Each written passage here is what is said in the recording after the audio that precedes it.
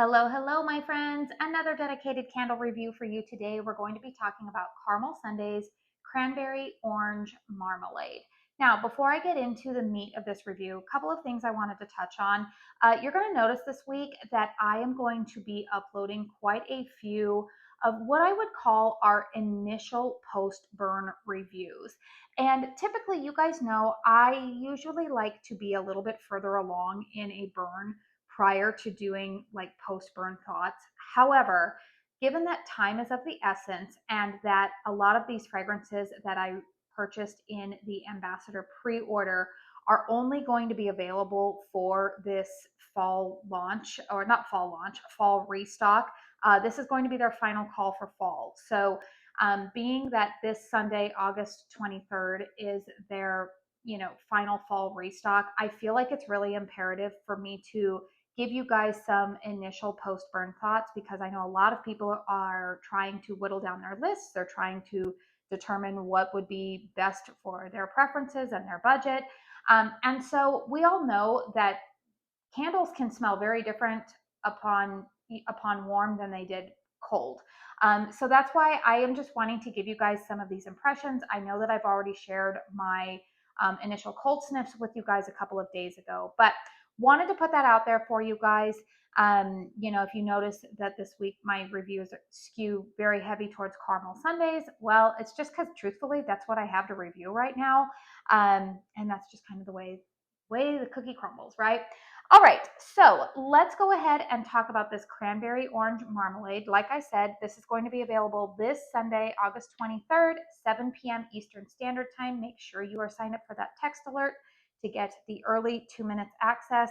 If you have signed up for that in the past, even if you haven't purchased or whatnot, you're entered in there unless you have opted out, unless you've put a stop to it from your phone or whatnot. Otherwise, it should just automatically send that to you. This fragrance that I am reviewing is in the 2-wick. You guys know I am a Caramel Sundays brand ambassador. Basically, that just means that I am given early access to purchase products at a discount. I don't have an affiliate code. I don't make any commission, nothing like that. This particular fragrance, Cranberry Orange Marmalade, is going to be available in this 2-wick format that you're looking at. Be aware, you guys, that they did increase the price on these 2-wicks from, I think they were $31.99 and now they are $34.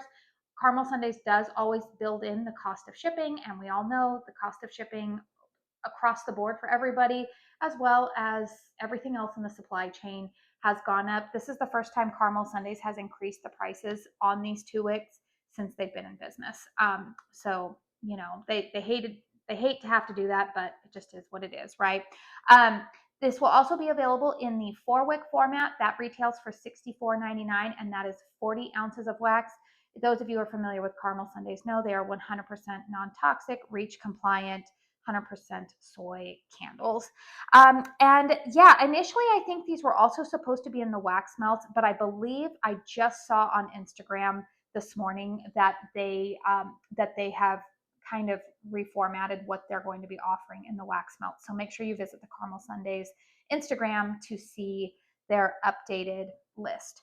All right, that's enough info. Almost 4 minutes into this video. Let's get into my actual thoughts on this candle. The top notes are orange zest, crisp apple, and fir. Mid notes of tart cranberry, warm cinnamon, cane sugar. Base notes of spiced clove, soft woods, and sage. All right, you guys.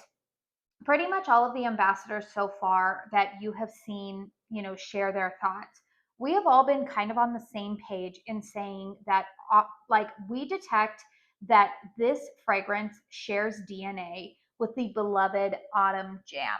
And I will tell you, though, that it's a very different fragrance. To my nose, you guys, this is a cousin. I wouldn't even necessarily say that it's a sibling. I've heard that the Hocus Pocus candle is pretty much Autumn Jam with mahogany added to it. Your girl here is not really a fan of mahogany, so I did not pick that up, even though I love the cute little packaging of the cat in a little ghost costume. But this fragrance, to me, you guys, is a cousin. You definitely smell that same DNA that they use of the citrus, cranberry, and apple in the top notes. However, I am going to say that this is a little bit more orange forward. And I like that they say that it's orange zest because it's not like a juicy orange. I think of juicy orange fragrances that in the wintertime, like Kringle Candles Away in a Manger, for example. It's got a lot of clove and cinnamon to it, but it's definitely more of like a juicy, fresh orange mixed with those spice notes. Whereas this to me is definitely more of like an orange rind. It's the almost it's kind.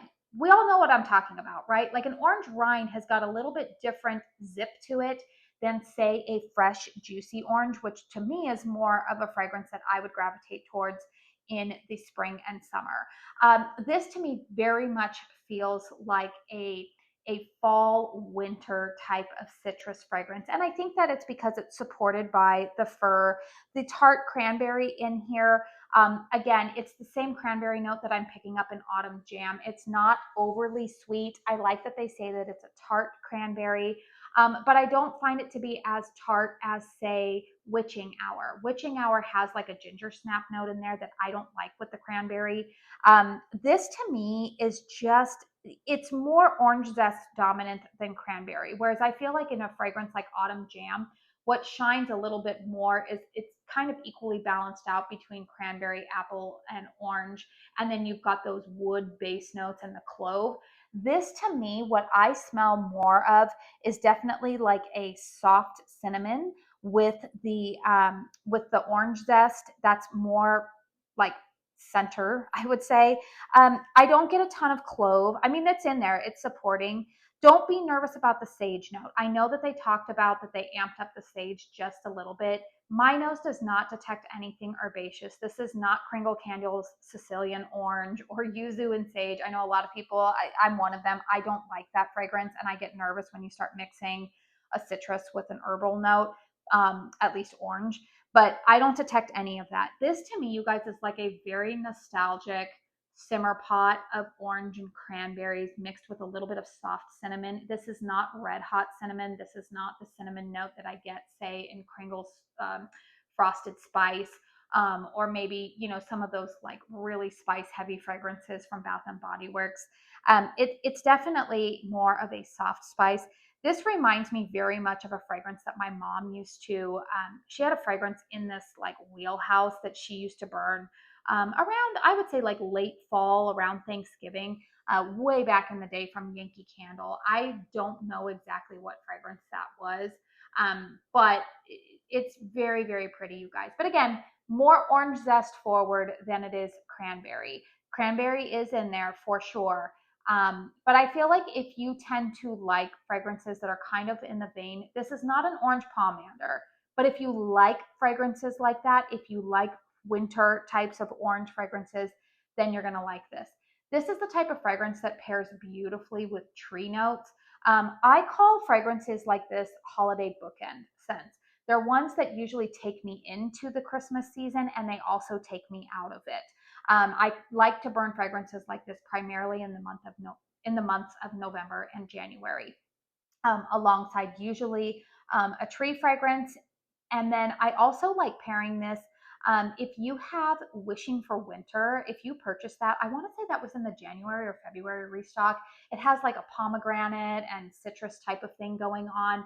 Really, really pretty. I have seen a rough draft of the candles that are going to be coming in next month's restock, and I do believe that I saw Wishing for Winter on there. That's a beautiful scent. So if you happen to have purchased that earlier this year, this pairs beautifully with that. I did burn that the other day. This also pairs really nicely with Autumn Jam. Surprise, surprise. I'm sure it would pair nicely if you like the mahogany note with Hocus Pocus.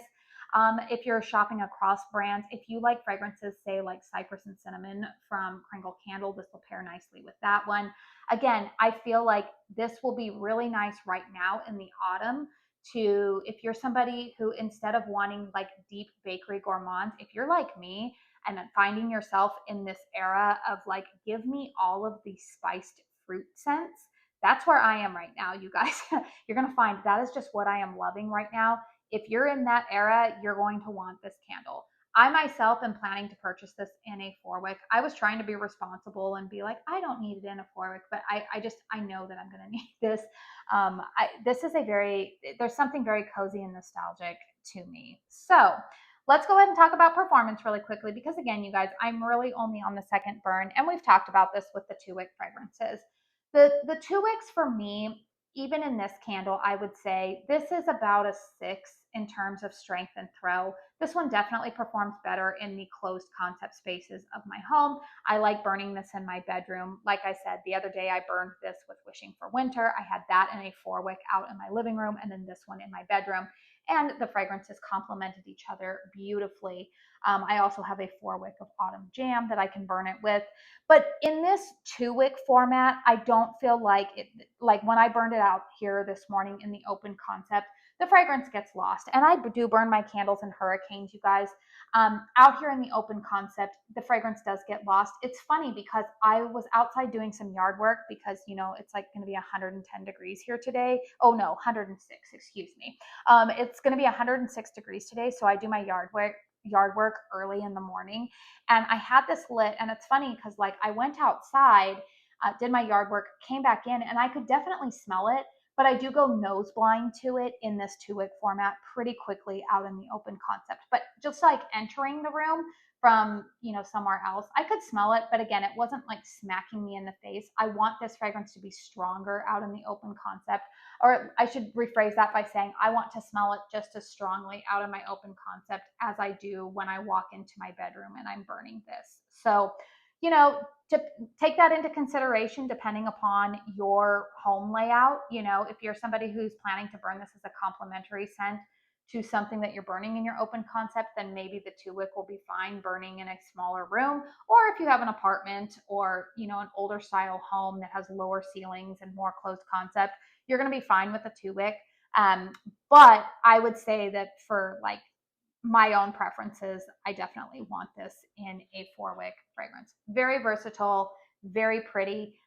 I feel like it's safe to say that if you like Autumn Jam, you will like this.